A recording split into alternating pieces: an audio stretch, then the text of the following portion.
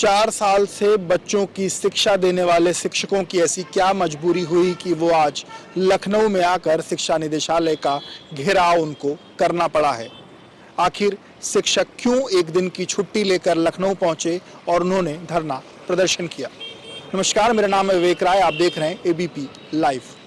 69,000 शिक्षक भर्ती का मामला जब से चल रहा है तब से सरकार के लिए ये गले की फांस बना हुआ है। सरकार ने भले ही 69,000 शिक्षक भर्ती के मामले में लिस्ट जारी कर लोगों को नौकरियां दे दी, लोगों को नियुक्तियां दे दी और लोग काम कर रहे हैं, पर एक धड़े ने जब इसका विरोध कोर्ट में किया और उसके बाद कोर्ट का ऐसा क्या पिछले दिनों फैसला आया जिस कारण अब इन अभ्यर्थियों को अपना आज आकर प्रदर्शन करना पड़ा है। आपको बता दें कि पिछले हफ्ते जिस तरीके से इलाहाबाद हाई कोर्ट की लखनऊ की डबल बेंच ने निर्णय दिया और उसमें कहा कि 69,000 शिक्षक भर्ती में जो भी सूची आई है उस सूची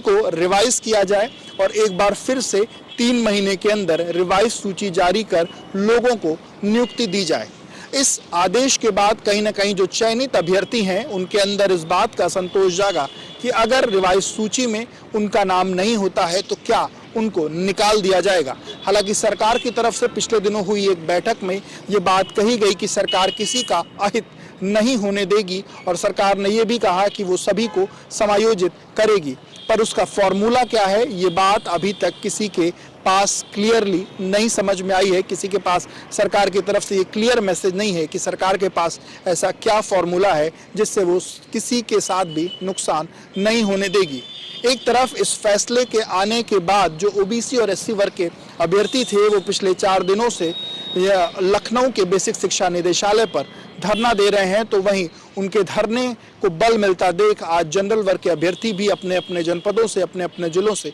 छुट्टियां लेकर लखनऊ पहुंचे और लखनऊ में हजारों की संख्या में पहुंचे इन अभ्यर्थियों ने बेसिक शिक्षा निदेशालय का घेराव किया। अभ्यर्थियों का कहना है कि जब से ये फैसला आया है तब से उनके रातों की नींद उड़ गई है, क्योंकि उनको ये नहीं पता कि रिवाइज सूची में उनका नाम होगा या नहीं होगा। उनका कहना है कि उन्होंने पूरी काबिलियत के साथ इस नौकरी को पाया है, उनके अंक अच्छे थे, इस कारण उनको ये नौकरी मिली है, पर अगर इस आरक्षण के विवाद में उनकी नौकरी जाती है तो इसका खामियाजा कौन भुगतेगा। वहीं अभ्यर्थी इस बात को भी कह रहे हैं कि अभी तक जिस तरीके से जो 69,000 की शिक्षक भर्ती है उसमें अगर आरक्षण के पदों को देखा जाए तो करीब 49,000 आरक्षित पद अभी तक लोगों को मिल चुके हैं, यानी कि सिर्फ 20,000 ही ऐसे लोग हैं, ऐसे छात्र हैं जो अनारक्षित वर्ग के हैं। और अब उन छात्रों का कहना है कि अगर 19 इसमें से जिस तरीके से बात 19,000 सीटों पर गड़बड़ी की कही जा रही है, तो क्या अगर 20,000 सीटों में से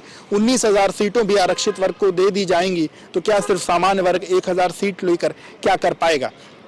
ये तमाम ऐसी गतिविधियां चली रही थी। इस बीच बांदा के एक बैंक की तरफ से ये नोटिस भी आ गया कि जो भी लोग इस 69,000 शिक्षक भर्ती में हैं अगर उनको लोन दिया गया है तो उस लोन की रिकवरी कराई जाए। इसके बाद जिन जिन शिक्षकों ने इस तरीके का काम किया है, लोन लिया है, उनकी कहीं ना कहीं रातों की नींद हराम हो गई, उनके परिवार कहीं ना कहीं इस कारण परेशान दिख रहे हैं। वहीं जब ऐसे शिक्षक समाज में निकल रहे हैं तो समाज में भी लोग उनको इस दृष्टि से दिख रहे हैं कि इन्होंने ये इस नौकरी को लेकर अयोग्य हैं और बिना योग्यता के उनको ये नौकरी मिल गई है। इस तरीके के ताने कहीं ना कहीं सुनने के कारण जो सामान्य वर्ग के जो शिक्षक हैं जो 69,000 शिक्षक भर्ती में सेलेक्ट हुए हैं, आज उन्होंने लखनऊ में बेसिक शिक्षा निदेशालय का घेराव किया। हालांकि बाद में उनकी उच्च पदाधिकारियों से बातचीत भी हुई जिसमें उनको इसी बात का आश्वासन मिला है कि सरकार सभी कुछ देख रही है, किसी के साथ अहित नहीं होने देगी। अभ्यर्थी जो अलग अलग जिलों में अपनी नौकरियां कर रहे हैं उनके साथ इस बात का दुख है कि वो अपनी पैरवी करने के लिए अलग अलग कोर्ट में या कहीं भी नहीं जा सकते, क्योंकि उनकी नौकरी करनी है। सरकार उनको अलग अलग जो ड्यूटी दे रही है वो उस ड्यूटी को निभा रहे हैं, इसलिए वो अपना पक्ष रखने के लिए रोजाना कोर्ट के चक्कर नहीं लगा सकते। अभ्यर्थियों का कहना है कि वो चाहते हैं, या चयनित जो शिक्षक हैं वो ये चाहते हैं कि सरकार उनकी तरफ से सुप्रीम कोर्ट जाए और उनके पक्ष में न्याय की मांग करे। हालांकि इसी बीच आज जो आरक्षित वर्ग के जो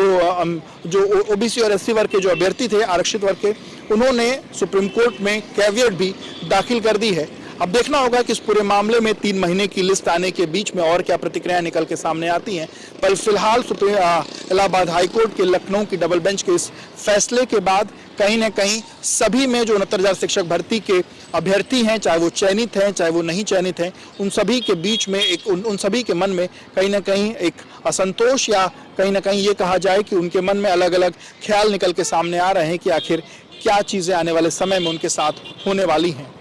विवेक राय, एबीपी लाइव के लिए।